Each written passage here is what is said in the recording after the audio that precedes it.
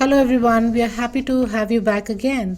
This is Neerja Bhandari and today we are going to talk about settling in Canada and what are the things you have to take into consideration when moving to Canada. The first thing that takes the toll is COVID.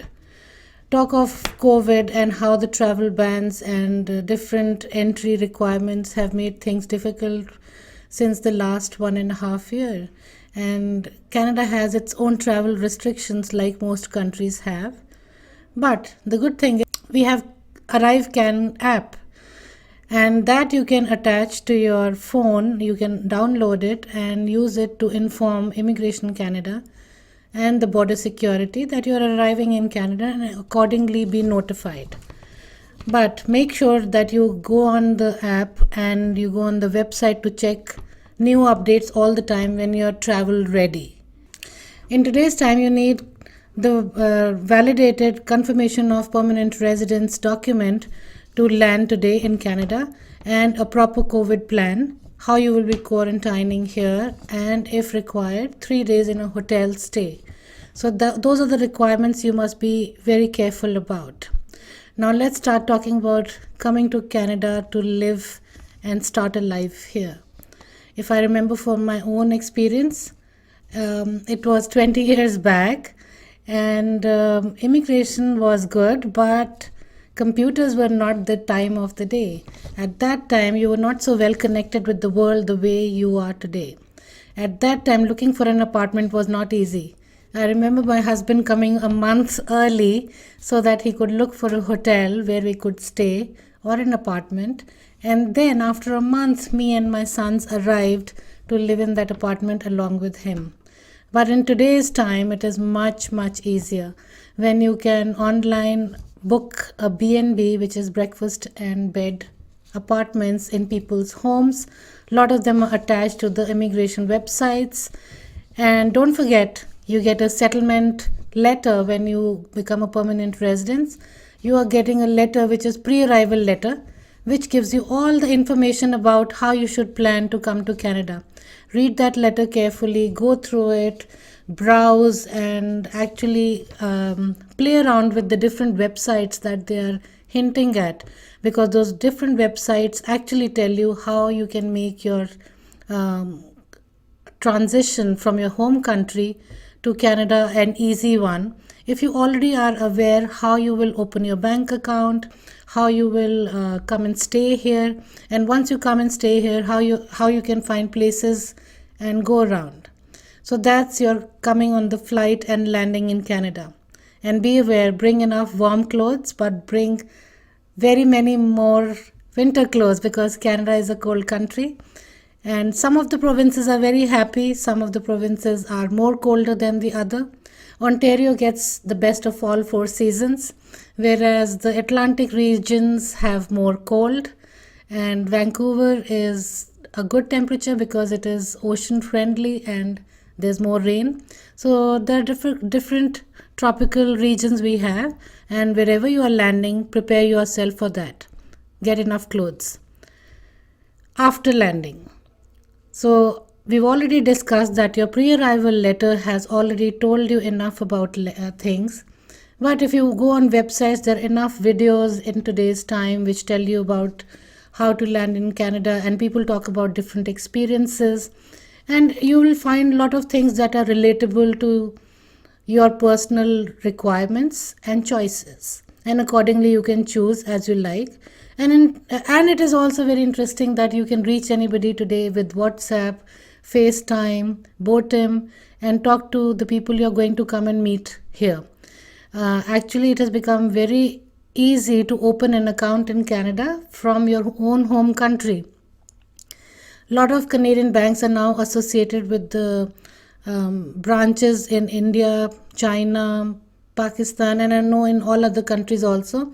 They have connections and you can open, I know Scotia Bank, CIBC, TD Bank, Bank of Montreal, they all are very well connected to countries abroad, and you can actually open an account in Canada while you're still in India or any other country. I talk about India because I'm from India, so it automatically relates there. But anywhere in the world, you can open an account in Canada.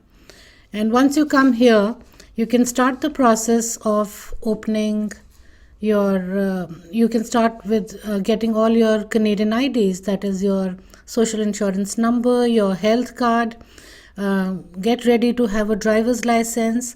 But for people who don't know, a lot of international licenses can be used in Canada for your initial stay, because they allow you to drive around if you want and have a rental car in that time.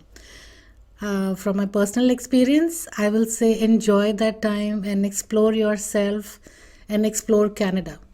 I live in Ontario, and the first thing that caught my eye was the number plates on people's cars. Whatever the number had, under that number was always written Ontario, yours to discover. And I've really taken it to heart. From day one, I found it very interesting how the grocery stores here have so many things. They have international food in abundance in today's time. So you don't have to worry if you will get food from your home country and you will miss your home country food in Canada.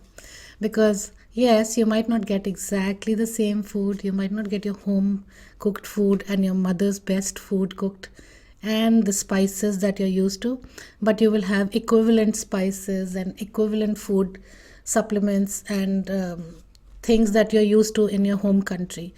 And that is what we Canadians enjoy. Actually, it has given us the opportunity to enjoy food from all different regions and continents of the world, because it is available for everybody here who's migrated to Canada. What I found interesting from my own experiences, that in the first month, while we were working on settling, we also used those first couple of months to be tourists in Canada. We really adventured out and saw all the monuments and historical places and the tourist spots, and along with that also made it an adventure hunt to look for the closest schools, groceries, cinema halls, local medical clinics where you might want to go and register yourself with the family physician. So look into all that, but with the new immigrant's eyes and with sparkle in your eyes, I feel, because that experience stays with you all your life. So make it a wonderful, memorable experience for yourself and your family. If I have to advise, I will say one thing. What my father told me when I came to Canada, that burn your boats and come to Canada.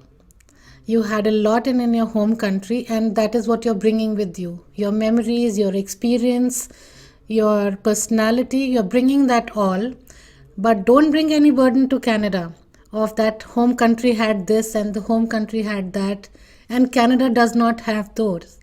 So because I've realized over the years, when you have your feet in two boats, you reach nowhere.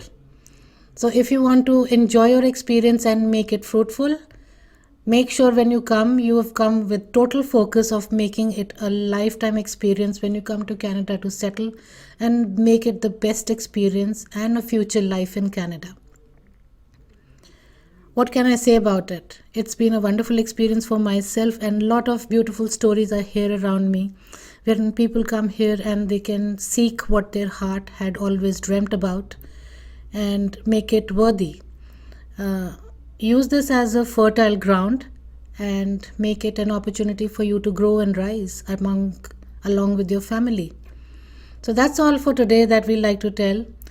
This is all that I would like to say today. I'm always here sharing my own experiences and wanting you all to learn from it if possible. If there is any particular subject that you would like to discuss, let us know. Remember, we have a podcast every Friday, and I'm not saying press the like button, I'll say smash the like button if you like what we say. And we can be found on all major streaming platforms. Until next time, goodbye.